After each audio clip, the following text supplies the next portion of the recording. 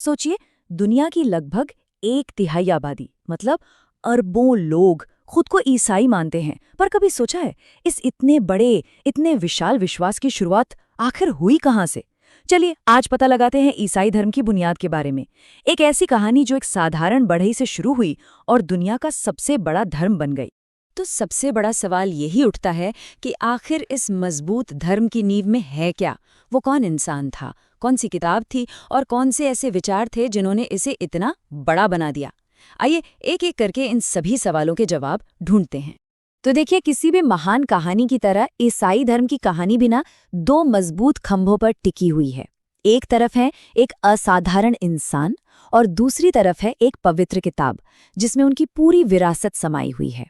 एक तरफ है ईसा मसीह जिनकी जिंदगी और जिनकी बातें इस धर्म के दिल की धड़कन है, और दूसरी तरफ है बाइबिल। ये सिर्फ एक किताब नहीं है, ये उनकी कहानी भी बताती है और आज भी करोड़ों लोगों को रास्ता दिखाती है।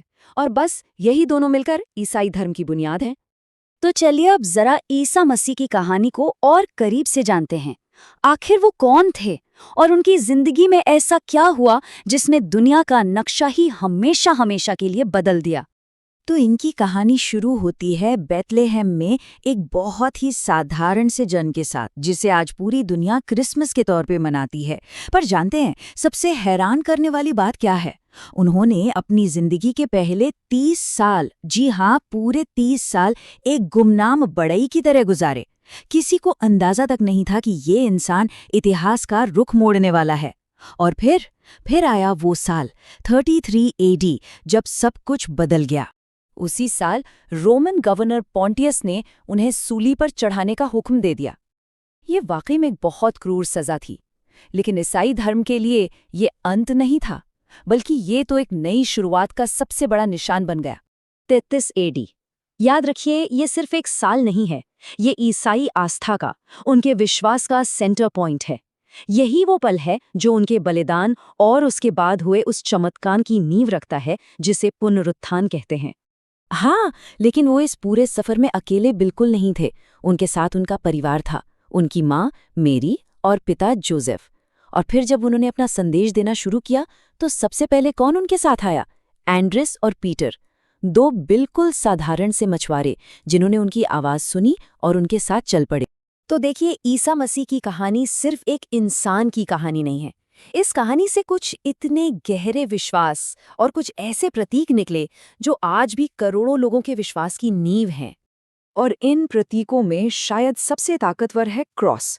सोचिए, जो चीज़ कभी एक दर्दनाक सजा का औजार हुआ करती थी, वही आज ईसाइयों के लिए उम्मीद, प्यार और जीत का सबसे बड़ा सिंबल बन गई। ये सिंबल उनके बलिदान की और मौत पर जीत पाने की कहानी कहता है। अच्छा, इसके साथ ही एक और बहुत गहरा कॉन्सेप्ट आता है जिसे कहते हैं ट्रिनिटी या त्रित्व। अब देखिए, ये समझना थोड़ा सा मुश्किल हो सकता है, पर इसका निचोड़ ये है कि ईश्वर एक ही है, लेकिन वो 3 रूपों में सामने आता है। ईश्वर पिता यानी जिसने सब कुछ बनाया, ईश्वर पुत्र यानी खुद ईसा मसीह, और ईश्वर पवित्र आत्मा यानी दुनिया में मौजूद ईश्वर की शक्ति। ये तीनों अलग अलग नहीं हैं, बल्कि एक ही ईश्वर के 3 रूप हैं।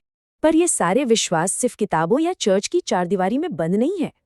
नहीं, इन्हें तो साल भर त्योहारों और रीति रिवाजों के जरिए जिया जाता है, मनाया जाता है। ये जो त्योहारों का पूरा कैलेंडर है ना, वो असल में ईसा मसीह की जिंदगी की कहानी ही तो सुनाता है। क्रिसमस, ये उनके जन्म की खुशी है। फिर आता है गुड फ्राइडे, जो एक बहुत ही गंभीर दिन है। ये उनकी सूली पर चढ़ाए जाने की याद दिलाता है। पर कहानियां खत्म नहीं होती, क्योंकि इसके ठीक बाद आता है ईस्टर, जो उनके फिर से जी उठने और मौत पर जीत का सबसे बड़ा जश्न है। और जानते हैं, ये विश्वास इतना गहरा था कि इसका असर सिर्फ लोगों के दिलों पर नहीं पड़ा, बल्कि पत्थर और इमारतों पर भी दिखने लगा। इस आस्था ने आर्ट और आर्किटेक्चर को एक नई दिशा दी और पूजा के लिए शानदार जगह बनाने की जैसे एक होड़ सी शुरू हो गई। और बस इसी सोच ने जन्म दिया गॉथिक स्टाइल को 12वीं सदी में फ्रांस में। अब इसका मकसद सिर्फ एक बिल्डिंग खड़ी करना नहीं था, नहीं।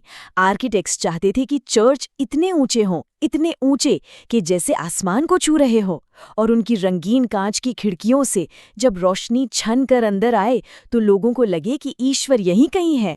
और इस कमाल के स्टाइल का शायद सबसे मशहूर एग्जाम्पल कौन सा है? पेरिस का नोटर डेम चर्च। जब कोई उसकी ऊंचाई को, उसके बारीक डिज़ाइन को देखता है ना, तो सच में महसूस होता है कि बनाने वालों ने अपने विश्वास को पत्थर में कैसे जिंदा कर दिया होगा। और ये सब कुछ हमें वापस हमारे उसी पहले सवाल पर ले आता है, लेकिन अब एक नए नज़रिए के साथ, कि आखिर कैसे एक बढ़ई के बेटे की कहानी 2000 साल गुजर जाने के बाद भी आज भी दुनिया भर के अरबों लोगों की जिंदगी पर इतना गहरा असर डाल रही है। ये सवाल सिर्फ इतिहास का नहीं है, ये सवाल है विश्वास की ताकत का।